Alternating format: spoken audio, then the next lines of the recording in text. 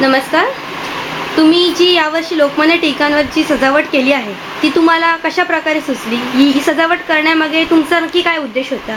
Madam, प्रथम आमच्या गणेशोत्सवामध्ये कारंडे परिवाराच्या वतीने मी आपला हार्दिक स्वागत करतो. लोकमान्य टिळकांनी जी स्वराज्याच्या रणसंग्रामामध्ये स्वराज्य हा माझा जन्मसिद्ध हक्क आहे आणि तो मी मिळवणारच ही जी सिंहगर्जना केली, त्या सिंहगर्जनेला यावर्षी 100 वर्ष पूर्ण होत आहेत.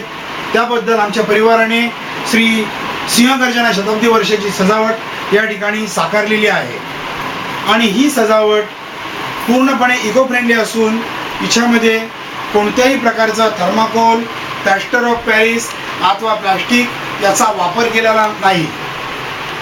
ही सजावट करताना तुम्हाला किती दिवस लागले?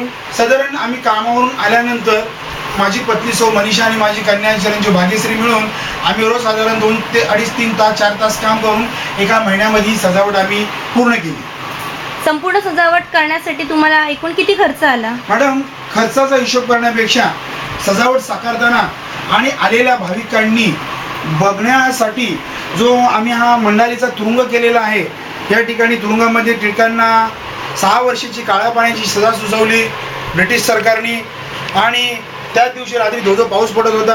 पावसामध्ये टिळकांना रात्री 8 वाजता ब्रिटिश सरकारने न्यायालयाने सजा सुचवली आणि ही थीम मांडत असताना आम्हाला जो काही एक आनंद मिळतो आणि जी भाविक मंडळी आमच्याकडे दर्शनाला येतात आणि आमची सजावट पाहिल्यानंतर त्यांच्या चेहऱ्यावर एक समाधान मिळतं, ते आम्हाला या खर्चापेक्षा फार मोठं आहे.